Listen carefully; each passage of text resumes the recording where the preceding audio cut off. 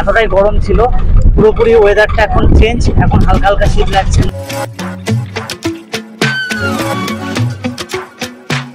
অলকনন্দা এবং ভাগীরথীর মিলনস্থলে হচ্ছে দেবপ্রয়াগ।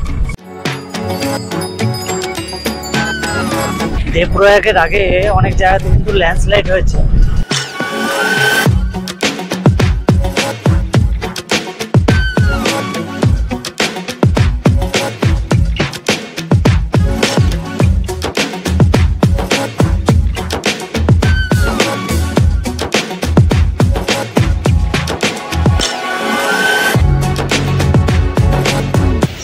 কিন্তু প্রথমে তারা স্নান করে কেদারনাথ যান, আবার ফেরার পথে কিন্তু এখানে স্নান করেন।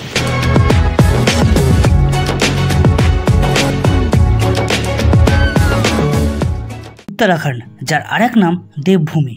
এই উত্তরাখণ্ড রাজ্য যা দুই ভাগে বিভক্ত, এক গাড়োয়াল এবং অপরটি কুমায়ুন।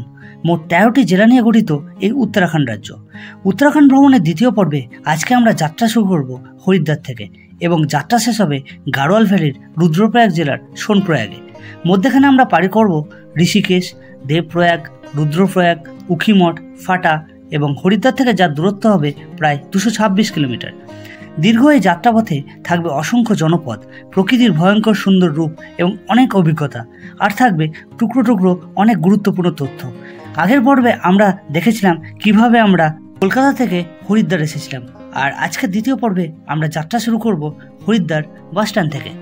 কেদারনাথ ভ্রমণের দ্বিতীয় পর্বে আপনাদের জানাই স্বাগত। আর আমি এই মুহূর্তে আছি হরিদ্বারে। হরিদ্বার থেকে যাত্রা শুরু করেছি সোনপ্রয়াগের পথে। এখান থেকে অর্থাৎ হরিদ্বার থেকে সোনপ্রয়াগ পর্যন্ত যাত্রা এবং তারপরে যে পরবর্তীকালে কেদারনাথের যাত্রা এবং এই যে সিরিজটা, পুরো সিরিজটা আপনাদের শেয়ার করবো এবং টুকরো টুকরো ইনফরমেশন দেওয়ার চেষ্টা করবো যাতে আপনারা খুব সাবলীলভাবে আসতে পারেন। তো আমার সাথে সফর সঙ্গী হচ্ছে সন্তোষ দা, তোমরা জানো, হর হর মহাদেব, তোমরা জানোই। আর আপনাদেরকে ছোট্ট একটা ইনফরমেশন দিয়ে রাখি, আপনারা এলে ভয় পাবেন না, কারণ এখানে প্রচুর পরিমাণে বাস আছে।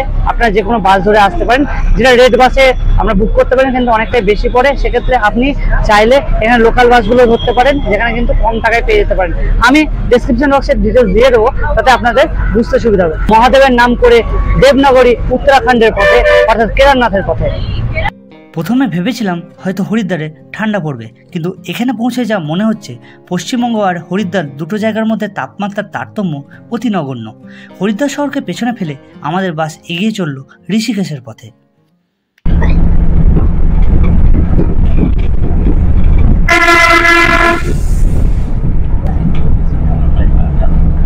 আমাদের ঋষিকেশ থেকে শুরু হয়েছে রাস্তার টার্নিং নেওয়া। এক একটা টার্ন এমন টার্ন নিচ্ছে যেন পুরো মাথা ঘুরে যাচ্ছে। লক্ষ্মণ ঝোলা হাউস দ্য জোস। তো আমার প্রথম পাহাড়ের এক্সপিরিয়েন্স, তাও এরকম বাসে করে। তোমার তো যদিও রাঁচিতে গেছিলাম, রাঁচির পাহাড়টা একটু কম। তো এদিকে একটা মোড় আছে, মোড় থেকে চারদিকে রাস্তা ভেঙে যাচ্ছে। একটা হচ্ছে গঙ্গোত্রী যমুনোত্রীর দিকে, আর একদিকে যাচ্ছে হচ্ছে কেদারনাথ বদ্রীনাথের দিকে।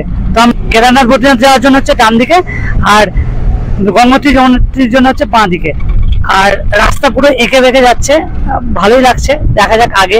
ওয়েদার একটু খারাপ আছে, তো যেহেতু একটু জুলাই মাস, ওয়েদার একটু খারাপ থাকবেই, তবু প্রত্যেকটা ওয়েদারের মজা নেওয়া উচিত। পাহাড় সম্বন্ধে ছোটবেলায় ভূগোলে পড়লেও বাস্তবে আমার পাহাড় দেখা হয়নি এর আগে। আর প্রথমবার পাহাড় দেখার সুবাদে আনন্দ ও উত্তেজনার পাশাপাশি ভয়ও কাজ করছিল। মনে হচ্ছিল বারবার এই বিশাল পৃথিবীতে আমরা কতটা নগণ্য, অথচ যেখানে আমাদের মনের অহংকারের শৃঙ্গ কাঞ্চনজঙ্ঘা বা মাউন্ট এভারেস্টের থেকেও সুউচ্চ, যেখানে একটু অসাবধানতায় সব শেষ, যেখানে প্রকৃতির কাছে আমরা খেলনার পুতুল মাত্র।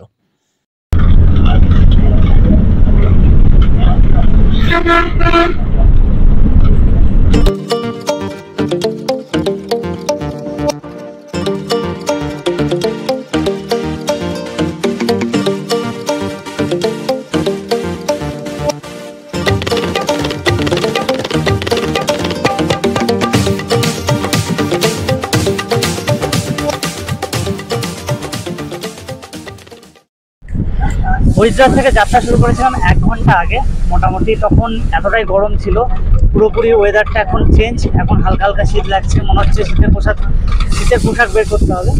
আর রাস্তাগুলো এতটাই কার্ভ আছে, মাঝে মাঝে মনে হচ্ছে শুয়ে পড়ছি, এরকম অবস্থা। তো ভয়, আনন্দ, উত্তেজনা সব কিছু মিলিয়ে কিন্তু আমাদের এই জার্নিটা চলছে। আর কিছুক্ষণের মধ্যে হচ্ছে দেবপ্রয়াগ। আপনারা দেবপ্রয়াগ সম্বন্ধে জানেনই, অলকনন্দা এবং ভাগীরথীর মিলনস্থলে হচ্ছে দেবপ্রয়াগ, যেটা আমি দেখানোর চেষ্টা করবো। যদিও বাস কিন্তু ওখানে থামে না, যারা আপনারা প্রাইভেট কার নিয়ে আসবেন তারা আপনারা ওখানে নেমে নিচে যেতেও পারেন, কিন্তু বাসের ক্ষেত্রে সেটা তাদের রুটের বাস বলে মন্দির নামছে না। তো সেটা দেখানোর চেষ্টা করব। আর এটা প্রথম, আর আমাদের ডেস্টিনেশন প্রথমে হচ্ছে কেদারনাথ। তো সোনপ্রয়াগ এনি হওয়া আমাকে পৌঁছাতে হবে আমাদেরকে। কালকে স্নান হয়নি, আজকে স্নান না করলে হবে না। সেই পরশু দিন বেরিয়েছি। কতটা রাস্তা, প্রায় 1500 কিলোমিটার রাস্তা। তো এটা মানে স্লিপারে ছিলাম, আর ট্রেনটা এতটাই ঝুলতে ঝুলতে নিয়ে এসছে, 4 ঘন্টা লেট। কিন্তু এই পাহাড়ে ওঠার পরে সমস্ত কিছু কিন্তু লান হয়ে গেল, ভালো লাগছে। ঘড়িতে সময় এখন 10টা 39। এই মুহূর্তে আছি 3 ধাবা মোড়। দেবপ্রয়াগ থেকে এটার দূরত্ব বলছে 15 কিলোমিটার, মানে আগে দেবপ্রয়াগ 15 কিলোমিটার। তো এখানে 20 মিনিট পর্যন্ত দাঁড়াবে বাসগুলো। এবার যে যেখানে রিফ্রেশ হতে পারে, এখানে খাবার খেতে পারে। আর এই এরিয়াটা একটু জাস্ট চারিদিকটা পাহাড় ঘেরা। ये भी बनाओ ना भैया, ये भी निकालो ना साथ में यार, ये तो फेमस है। ये क्या क्या है, क्या है? প্রায় 3 ঘন্টা যাত্রা শেষে আমাদের বাস যাত্রা বিরতি নিল 3 ধাবা মোড়ে, যেখানে বিক্রি হচ্ছিল বিভিন্ন শরবত, পাহাড়ি খাবার ইত্যাদি। যাত্রা বিরতি শেষে আমাদের বাস পাড়ি দিল দেবপ্রয়াগের উদ্দেশ্যে। আমরা প্রায় দেবপ্রয়াগের কাছাকাছি চলে আসছি, যেখানে মিট করেছে অলকনন্দা এবং ভাগীরথী নদী। চলুন সেটা আপনাদের দেখায়।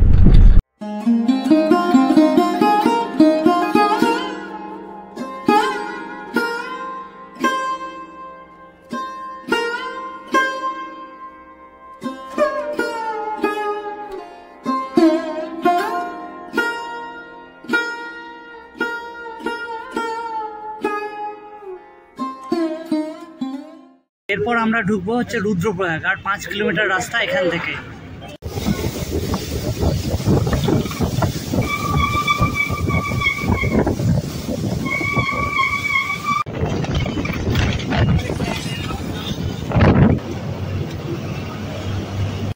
আমরা এবার ক্রস করবো অলকনন্দা এবং মন্দাকিনীর সঙ্গম রুদ্রপ্রয়াগ।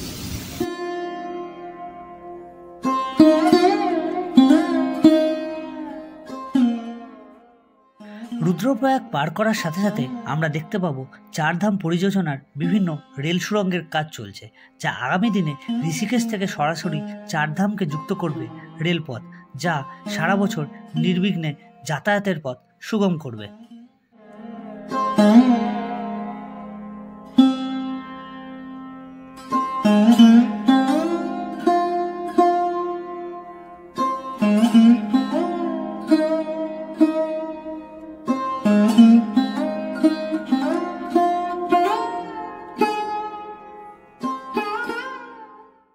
উখিমঠ পেরোনোর সাথে সাথে তাপমাত্রার আরও তারতম্য অনুভব করলাম। সেই সঙ্গে ক্রমাগত ল্যান্ডস্লাইড ও সরু পাহাড়ি রাস্তা মনের মধ্যে অনেক আতঙ্ক, ভয় ও আনন্দের সৃষ্টি করেছে। তার সাথে প্রকৃতির অপরূপ দৃশ্য মাঝে মাঝে সেই সব ভয়ঙ্কর অনুভূতি মুহূর্তে ভুলিয়ে দিচ্ছে। ঘড়িতে সময় বিকেল 5টা। প্রায় 9 ঘন্টা পর 226 কিলোমিটার পথ অতিক্রম করে পৌঁছে গেলাম রুদ্রপ্রয়াগ জেলার সোনপ্রয়াগের সীতাপুর বাসস্ট্যান্ড। সোনপ্রয়াগ থেকে যখন এলাম তখন আমার ব্যাটারি শেষ হয়ে গেছিলো বলে আপনাদেরকে দেখাতে পারিনি এই জিএনভিএনটা। গাড়োয়াল নিগম বিকাশ লিমিটেড, এটা গভর্নমেন্ট অফ উত্তরাখণ্ডের একটা আন্ডারটেকিং সংস্থা। তো এইখানে আমার 700 টাকা লেগেছে এই রুমটা। আর এখানে সবচেয়ে বড় একটা ভালো জিনিস হচ্ছে এখানে ভেহিকেলস চার্জিং পয়েন্ট আছে, ই ভেহিকেলস যেগুলো তার চার্জিং পয়েন্ট আছে। সুন্দর রুম, আর আপনারা দেখতেই পাচ্ছেন বাথরুম ক্লিন, এখানে গরম জল, ঠান্ডা জল সব কিছু আছে। তো ওয়েবসাইটে আপনারা বুক করতে পারবেন, তো সেটাও দিয়ে দেবো। আর আমি এখন যাবো গৌরীকুণ্ড দেখতে, ওখানে যে কি আছে প্রসেস, রেজিস্ট্রেশন, যেহেতু আমার হাতে টাইম আছে এখন, তো গিয়ে আর ওখানে একবার চান করে নেবো গৌরীকুণ্ডতে।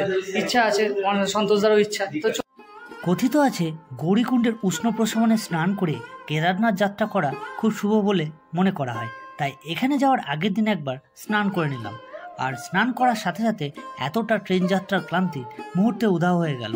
ঠিক করলাম আগামীকাল যাত্রার প্রাক্কালে এই কুণ্ডে স্নান করে যাত্রার শুভারম্ভ করব।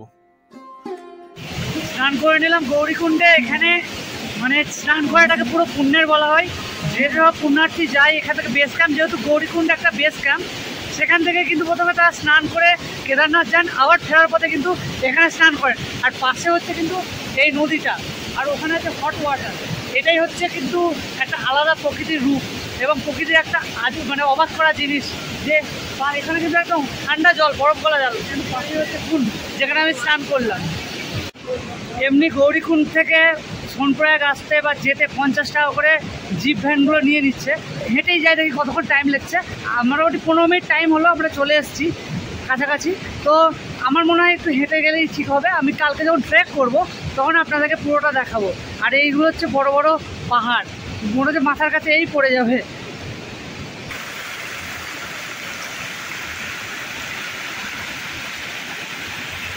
এখানে কোনো কিছু তুমি এলে না আসতে পারবে, গাদা লোক করেছে ঘুরে ঘুরে, মানে কঠিন করে।